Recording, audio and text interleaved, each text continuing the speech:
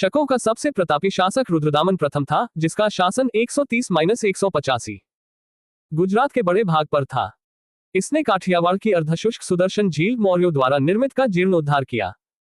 जीर्णोद्धार का मतलब है किसी पुरानी या क्षतिग्रस्त चीज को फिर से ठीक करना या उसे नया रूप देना। ये शब्द अक्सर इमारतों, कलाकृतियों या किसी भी ऐसी चीज के लिए इस्तेमाल होता है जो समय या क्षति के कारण खराब हो गई हो। काठियावाड़ के अर्ध शुष्क क्षेत्र में स्थित सुदर्शन झील एक प्राचीन कृत्रिम झील है, जिसका निर्माण चंद्रगुप्त मौर्य के राज्यपाल पुष्यगुप्त ने करवाया था। रुद्रदामन पश्चिमी क्षत्रप वंश का एक शासक था, जो संस्कृत भाषा का बहुत बड़ा प्रेमी था और उसने ही सबसे पहले विशुद्ध संस्कृत भाषा में एक लंबा अभिलेख, गिरनार अभिलेख, जारी करवाया, जो पहले प्राकृत भाषा में लिखे जाते थे। लंबा अभिलेख, जिसे गिरनार अभिलेख या रुद्रदमन का जूनागढ़ शिलालेख भी कहा जाता है, पश्चिमी क्षत्रप शासक रुद्रदमन प्रथम द्वारा उत्कीर्णित एक संस्कृत गद्य है जो जूनागढ़ गुजरात के पास गिरनार पहाड़ी पर स्थित है। भारत में शक राजा अपने को क्षत्रप कहते थे।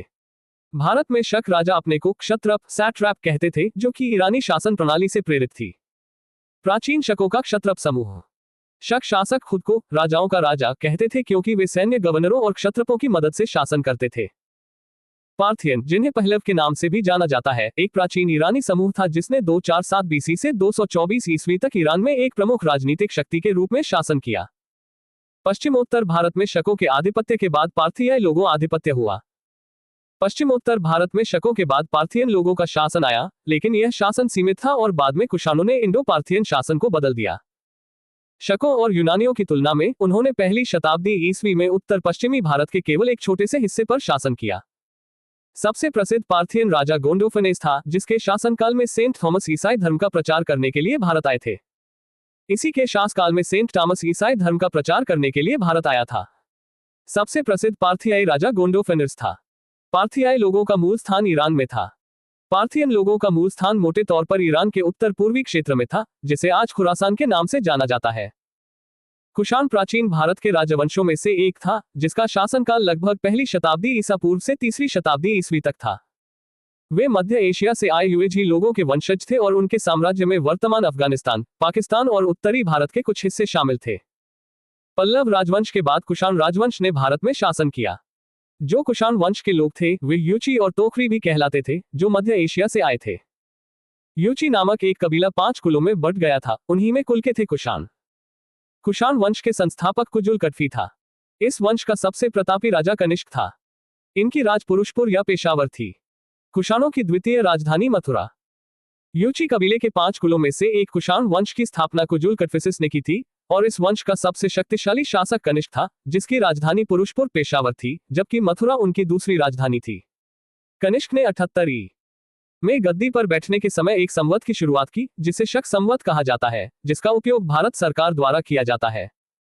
बौद्ध धर्म की चौथी बौद्ध संगीति कनिष्क के शासनकाल में कुंडलवन कश्मीर में प्रसिद्ध बौद्ध विद्वान वसुमित्र की अध्यक्षता में हुई। कनिष्क बौद्ध धर्म के महायान संप्रदाय का अनुयायी था। बौद्ध धर्म की चौथी बौद्ध संगीति कनिष्क के शासनकाल में कुंडलवन कश्मीर में प्रसिद्ध बौद्ध विद्वान वसुमित्र की अध्यक्षता में आयोजित हुई थी और कनिष्क महायान संप्रदाय का अनुयायी था। चौथी बौद्ध परिषद, ये कुषाण राजा कनिष्क के संरक्षण में कुंडलवन श्रीनगर में या उसके निकट माना जाता है, कश्मीर में 72 ईस्वी में आयोजित किया गया था और इस परिषद के अध्यक्ष वसुमित्र थे। उनके प्रतिनिधि के रूप में अश्वघोष थे। कनिष्क को चीनी जनरल पान चाओ ने हराया था। वह सातवाहन वंश का पहला शासक था जिसके पास एक मेट्रोनिमिक नाम था। मेनांडर एक इंडो ग्रीक राजा था, जिसे नागसेना नामक एक भिक्षु द्वारा महायान बौद्ध धर्म में परिवर्तित किया गया था। पुष्यमित्र सुंग वंश का संस्थापक था। आरंभिक कुषाण शासकों ने भारी संख्या में स्वर्ण मुद्राएं जारी की, जिनकी शुद्धता गुप्त काल की स्वर्ण मुद्राओं से उत्कृष्ट है। आरंभिक कुषाण शासकों ने भारी संख्या में स्वर्ण मुद्राएं जारी की, जिनकी शुद्धता गुप्त काल की स्वर्ण मुद्राओं से बेहतर थी। कुषाण राजाओं द्वारा बड़ी संख्या में शुद्धता में उत्कृष्ट स्तर की स्वर्ण मुद्राएं जारी की गई। उन्होंने कम मूल्यों वाली तांबे की मुद्रा का भी प्रचलन किया, जिससे तत्कालीन समय में मुद्रा अर्थव्यवस्था के प्रसार एवं व्यापार की उन्नतावस्था का संकेत मिलता है। कुषाणों ने भारत में सोने के सर्वाधिक शुद्ध सिक्के जारी किए थे और कनिष्क को सोने के सिक्के जारी करने वाले राजा के रूप में जाना जाता है। कुषाणों ने उत्तरी तथा उत्तरी पश्चिमी भारत में सर्वाधिक संख्या में तांबे के सिक्कों को जारी किया था। कुषाणों ने उत्तरी और उत्तरी पश्चिमी भारत में सर्वाधिक तांबे के सिक्के जारी किए थे और वे भारत में सोने के सिक्के जारी करने वाले पहले राजवंशों में से एक थे। कुषाणों ने ज्यादातर स्वर्ण सिक्के और कई तांबे के सिक्के जारी किए, जो उत्तर भारत के अधिकांश हिस्सों में बिहार तक पाए गए हैं। सुवर्ण रोमन दिनार पर आधारित थे और 124 ग्रेन 8.04 ग्राम के थे। डबल और क्वार्टर दिनार भी जारी किए गए थे। तांबे के सिक्के 26 से 28 मासा या 240 से 260 ग्रेन 15.55 से 16.85 ग्राम के थे। कनिष्क का राजवैद्य आयुर्वेद का विख्यात विद्वान चरक था, जिसने चरक संहिता की रचना की, जो भारतीय चिकित्सा शास्त्र का विश्वकोश कहलाता है। कनिष्क के राजवैद्य आयुर्वेद के प्रसिद्ध विद्वान चरक थे, जिन्होंने चरक संहिता नामक ग्रंथ की रचना की, जिसे भारतीय चिकित्सा शास्त्र का विश्वकोश माना जाता है। महाविभाष सूत्र के रचनाकार वसुमित्र हैं। इसे ही बौद्ध धर्म का विश्वकोश कहा जाता है। कनिष्क के राजकवि अश्वघोष ने बौद्धों का रामायण बुद्ध चरित की रचना की। महाविभाष सूत्र के रचनाकार वसुमित्र हैं, जिसे बौद्ध धर्म का विश्वकोश भी कहा जाता है, और कनिष्क के राजकवि अश्वघोष ने बुद्ध चरित की रचना की, जिसे बौद्धों का रामायण भी कहा जाता है। वसुमित्र पार्श्व, नागार्जुन, महाचेत और संघरक्ष भी कनिष्क के दरबार की विभूति थे। अश्वघोष, वसुमित्र, पार्श्व, चरक, नागार्जुन, महाचेत और संघरक्ष कनिष्क के दरबार की विभूति थे। भारत का आइंस्टीन नागार्जुन को कहा जाता है। इनकी पुस्तक माध्यमिक सूत्र है। इस पुस्तक में नागार्जुन ने सापेक्षता का सिद्धांत प्रस्तुत किया था। गांधार शैली एवं मथुरा शैली का विकास कनिष्क के शासन काल में हुआ था। भारत का आइंस्टीन नागार्जुन को कहा जाता है। इनकी पुस्तक माध्यमिक सूत्र, इसमें नागार्जुन ने सापेक्षता का सिद्धांत दिया है। नागार्जुन को भारत का आइंस्टीन कहा जाता है और वे एक प्रसिद्ध बौद्ध दार्शनिक थे, जिन्हें माध्यमिक दर्शन का संस्थापक माना जाता है। कनिष्क की मृत्यु 101 या 102 ईस्वी में हुई और कुषाण वंश का अंतिम महान शासक वासुदेव प्रथम था, जिसने 142 से 176 ईस्वी तक शासन किया। कुषाण शासकों को देवपुत्र कहा जाता था, जिसका अर्थ है ईश्वर का पुत्र। यह उपाधि संभवतः चीनी शासकों से प्रेरित थी, जो स्वयं को स्वर्ग का पुत्र कहते थे। गांधार शैली एवं मथुरा शैली का विकास कनिष्क के शासनकाल में हुआ था। मथुरा संग्रहालय में कुषाणकालीन मूर्तियों का संग्रह अधिक मात्रा में है। गांधार कला के लिए तक्षशिला प्रसिद्ध है। गांधार और मथुरा कला शैलियां कुषाण शासक कनिष्क के शासनकाल में विकसित हुई। मथुरा संग्रहालय में कुषाणकालीन मूर्तियों का संग्रह अधिक है और तक्षशिला गांधार कला के लिए प्रसिद्ध थी। तक्षशिला विश्वविद्यालय की स्थापना भरत ने की थी और उसका नाम तक्ष के नाम पर रखा गया था, जिसे इसके शासक के रूप में स्थापित किया गया था। प्राचीन संस्कृत के प्रसिद्ध व्याकरणकार कौटिल्य, जिन्होंने अर्थशास्त्र और चरक लिखा था, प्राचीन भारत के प्रसिद्ध चिकित्सक, इस विश्वविद्यालय में अध्यापक थे।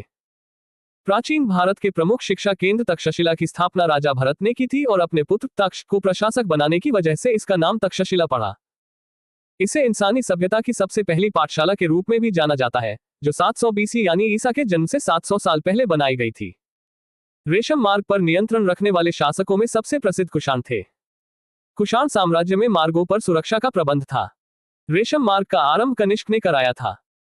रेशम मार्ग पर नियंत्रण रखने वाले सबसे प्रसिद्ध शासक कुषाण थे, जिन्होंने इस मार्ग पर सुरक्षा व्यवस्था का प्रबंध किया था। हालांकि रेशम मार्ग का आरंभ कनिष्क ने नहीं, बल्कि हान राजवंश के दौरान किया गया था।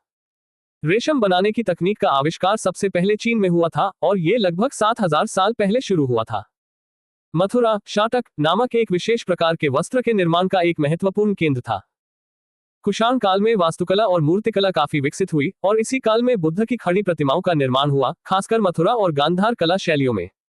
कुषाण काल में सबसे अधिक विकास वास्तुकला के क्षेत्र में हुआ था। इसी काल में बुद्ध की खड़ी प्रतिमा का निर्माण हुआ। किसी इमारत के डिजाइन को वास्तुकला कहते हैं। इसमें इमारत का निर्माण, उसका विन्यास, आकल्पन और रचना शामिल है। वास्तुकला में कला, विज्ञान और तकनीक का मिश्रण होता है। इसका मकसद किसी स्थान को मानव के लिए रहने लायक बनाना होता है। संगम युग प्राचीन दक्षिण भारत के इतिहास का एक महत्वपूर्ण चरण था। यह तमिल साहित्य का काल भी कहलाता है। इस काल में तमिल साहित्य और संस्कृति का विकास हुआ। संगम युग के दौरान कवियों और विद्वानों की सभाएं आयोजित की जाती थीं। इन सभाओं को संगम कहा जाता था। ऐतिहासिक युग के प्रारंभ में दक्षिण भारत का क्रमबद्ध इतिहास हमें जिस साहित्य से ज्ञात होता है, उसे संगम साहित्य कहा जाता है। संगम शब्द का अर्थ परिषद अथवा गोष्ठी होता है, जिनमें तमिल कवि एवं विद्वान एकत्र होते थे। प्रत्येक कवि अथवा लेखक अपनी रचनाओं को संगम के समक्ष प्रस्तुत करता था तथा इसकी स्वीकृति प्राप्त हो जाने के बाद ही किसी भी रचना का प्रकाशन संभव था। ऐतिहासिक युग के आरंभ में दक्षिण भारत का क्रमबद्ध इतिहास जानने के लिए संगम साहित्य, तमिल कवियों और विद्वानों की सभाओं, संगम में रचित साहित्य एक महत्वपूर्ण स्रोत है, जो लगभग 300 बीसी से 300 ईस्वी तक के काल को दर्शाता है। परंपरा के अनुसार अति प्राचीन समय में पांड्य राजाओं के संरक्षण में कुल 3 संगम आयोजित किए गए। इनमें संकलित साहित्य को ही संगम साहित्य की संज्ञा प्रदान की गई। परंपरा के अनुसार अति प्राचीन काल में पांड्य राजाओं के संरक्षण में आयोजित 3 संगमों में संकलित साहित्य को संगम साहित्य कहा जाता है, जो तमिल भाषा में लिखा गया है। संगम साहित्य को 3 मुख्य भागों में विभाजित किया जा सकता है। 1. इत्थुथोके अष्ट संग्रह, 2. पत्तुप्पात्तु दशगीत और 3. पदिनेन कीलकंठकु 18 लघु ग्रंथ। मलयपदुगदाम ये पत्तुप्पात्तु या दशगीत संग्रह की अंतिम और अनुपम कृति है, जिसकी रचना कौशिकनाथ नामक कवि द्वारा की गई थी। इस विशाल संग्रह में 600 गीत संकलित हैं। इन रचनाओं में प्रकृति के विविध पक्षों के साथ मनुष्य जीवन के भी विविध पक्षों का चित्रण किया गया है। इत्थुथोके संगम काल के दौरान दक्षिण भारत में स्थित एक प्राचीन शहर का नाम है, जो वैगई नदी के किनारे मदुरै से लगभग 12 किलोमीटर दक्षिण पूर्व में था। तिरुवल्लुवर कृत कुराल तमिल साहित्य का एक आधारभूत ग्रंथ बताया जाता है। इसके विषय त्रिवर्ग आचार शास्त्र, राजनीति, आर्थिक जीवन एवं प्रणय से संबंधित है। तिरुवल्लुवर द्वारा रचित कुरल तिरुकुरल तमिल साहित्य का एक महत्वपूर्ण ग्रंथ है, जो नैतिकता, राजनीति, अर्थशास्त्र और प्रेम जैसे विषयों पर आधारित है, और इसे 133 अध्यायों में 1330 दोहों में विभाजित किया गया है। प्रथम संगम फर्स्ट संगम मदुरै में आयोजित किया गया था, जहां देवता और महान संत उपस्थित थे, और इसे 4440 वर्ष पूर्व माना जाता है, जो कि समुद्र में विलीन हो गया था। अक्टियम परिपदाल, मदुनारै, मुदुकुरुकु तथा कलारी आविरै, कोई भी इनमें उपलब्ध नहीं है। अगस्त्य दूसरा संगम, जिसे मध्य संगम भी कहा जाता है, कपाटपुरम में आयोजित किया गया था और ये 3700 वर्षों तक चला, जिसमें 59 सदस्य और 1700 कवियों ने भाग लिया था। द्वितीय संगम, इसका आयोजन कपाटपुरम अलवाइट में किया गया। इसकी अध्यक्षता का श्रेय भी अगस्त्य को ही दिया गया है। तोल्काप्पियम, जिसे तोल्काप्पियर ने लिखा है, तमिल व्याकरण का सबसे प्राचीन और महत्वपूर्ण ग्रंथ है, जो तमिल साहित्य का भी सबसे पुराना ज्ञात कार्य है। तृतीय संगम भी मदुरै में हुआ था। तीसरा संगम भी नक्कीरा की अध्यक्षता में मदुरै में आयोजित किया गया था। नेदुनथोके, कुरुनथोके, नत्रिनई, एनकुरुभुरु, परिपादल, कुथु, वरी, पेरिसै तथा सित्रिसै आदि कवियों और विद्वानों की परिषद के लिए संगम नाम का प्रयोग सर्वप्रथम 7वीं शती के प्रारंभ में शैव संत नायनार तिरुनाबुक रशु अप्पार ने किया। कवियों और विद्वानों की परिषद के लिए संगम नाम का प्रयोग सर्वप्रथम 7वीं शताब्दी के प्रारंभ में शैव संत नायनार तिरुनाबुक्कारसु अप्पार ने किया था। कवियों और विद्वानों की परिषद के लिए संगम नाम का प्रयोग सर्वप्रथम 7वीं शती के प्रारंभ में शैव संत नायनार तिरुनाबुक रशु अप्पार ने किया। कवियों और विद्वानों की परिषद के लिए संगम नाम का प्रयोग सर्वप्रथम 7वीं शताब्दी के प्रारंभ में शैव संत नायनार तिरुनाबुक्कारसु अप्पार ने किया था। भारत का प्राचीन इतिहास केवल राजाओं की सूची या युद्धों का क्रम मात्र नहीं है, बल्कि यह एक निरंतर विकसित होती हुई राजनीतिक, सामाजिक, आर्थिक, धार्मिक, साहित्यिक और सांस्कृतिक प्रक्रिया का परिणाम है। उत्तर पश्चिमी भारत से लेकर दक्षिण भारत तक विभिन्न विदेशी और स्वदेशी शक्तियों ने भारतीय उपमहाद्वीप के इतिहास को समृद्ध किया।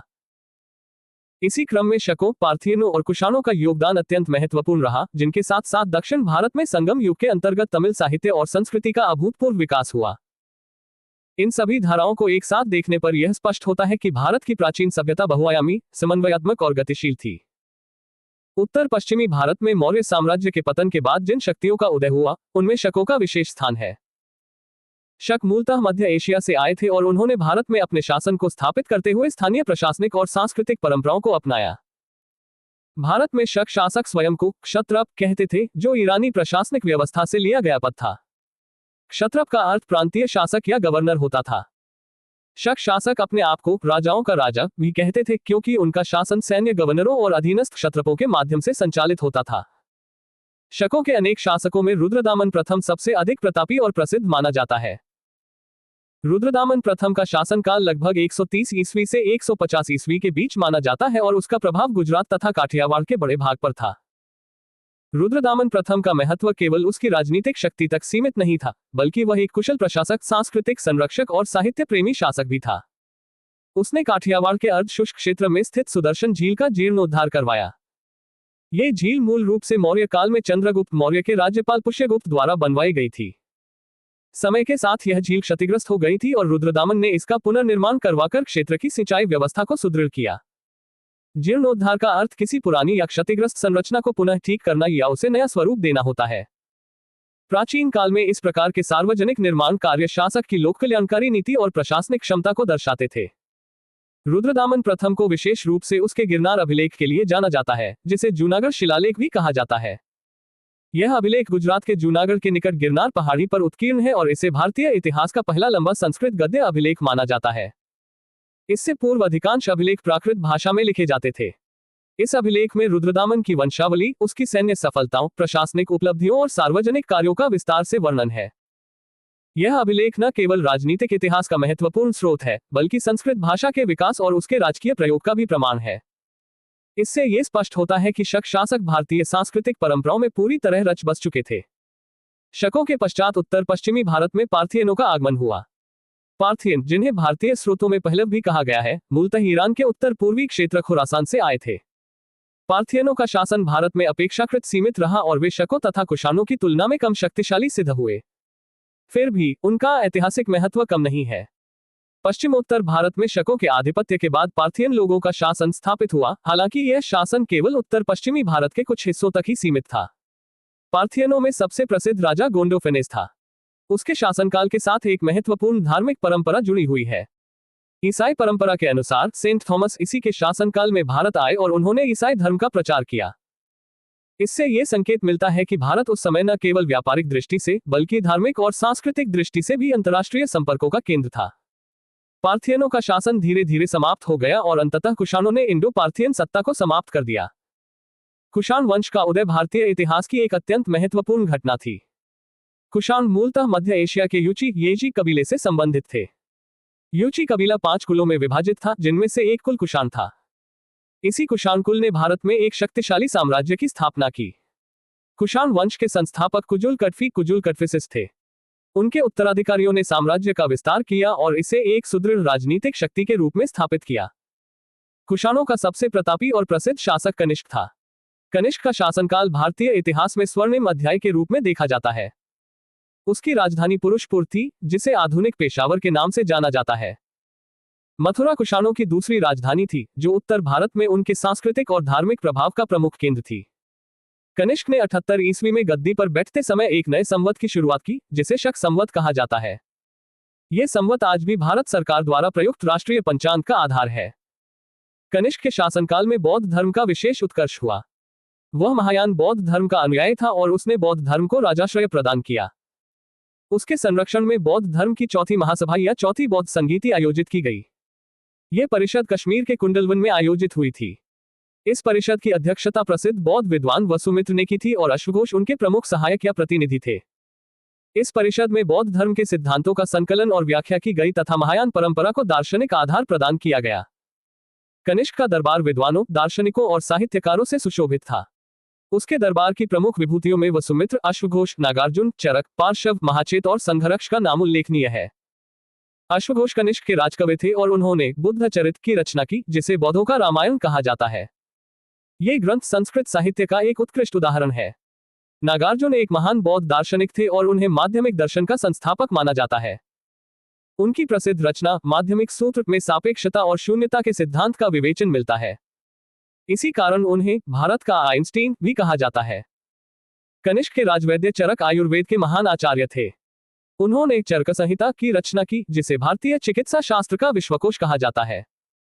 वसुमित्र ने महाविभाष सूत्र की रचना की, जिसे बौद्ध धर्म का विश्वकोश माना जाता है।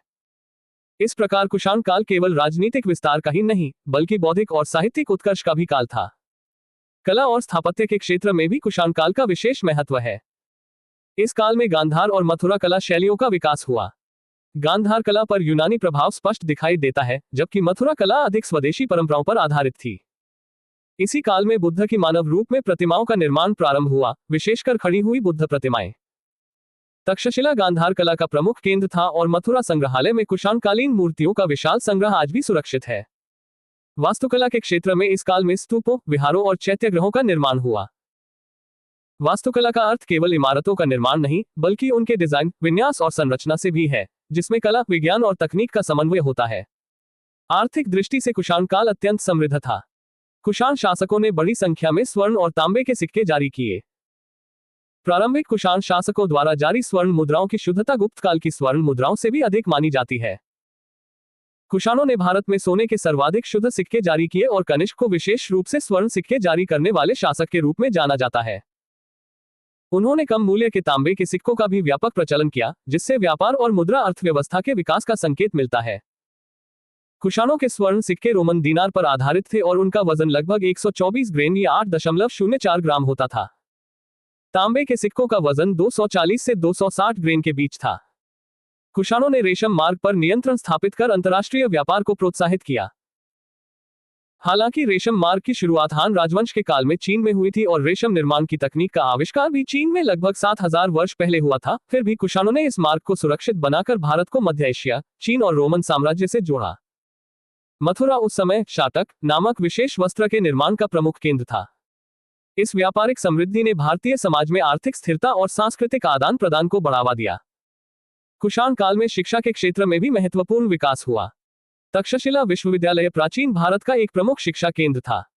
परंपरा के अनुसार इसकी स्थापना राजा भरत ने की थी और अपने पुत्र तक्ष को इसका प्रशासक नियुक्त किया था, जिससे इसका नाम तक्षशिला पड़ा। यह विश्वविद्यालय विश्व की प्राचीनतम शिक्षण संस्थाओं में से एक माना जाता है। यहाँ व्याकरण, राजनीति, अर्थशास्त्र, चिकित्सा और दर्शन जैसे विषय पढ़ाए जाते थे। कौटिल्य जैसे महान विद्वान का संबंध भी इसी परंपरा से जोड़ा जाता है। उत्तर भारत के समानांतर दक्षिण भारत में संगम युग के अंतर्गत एक विशिष्ट सांस्कृतिक और साहित्यिक परंपरा विकसित हुई। संगम युग प्राचीन दक्षिण भारत के इतिहास का एक महत्वपूर्ण चरण था, जिसे तमिल साहित्य का स्वर्ण युग भी कहा जाता है। संगम शब्द का अर्थ परिषद या गोष्ठी होता है। इस काल में तमिल कवियों और विद्वानों की सभाएं आयोजित की जाती थीं, जिनमें रचनाओं का पाठ और मूल्यांकन किया जाता था। किसी भी रचना को संगम की स्वीकृति के बाद ही मान्यता प्राप्त होती थी। परंपरा के अनुसार पांड्य राजाओं के संरक्षण में 3 संगम आयोजित किए गए। प्रथम संगम मदुरै में आयोजित हुआ और इसे अत्यंत प्राचीन माना जाता है, जो बाद में समुद्र में विलीन हो गया। द्वितीय संगम कपाटपुरम या अलिवाई में आयोजित हुआ और तृतीय संगम पुनः मदुरै में आयोजित किया गया, जिसकी अध्यक्षता नक्कीरा ने की।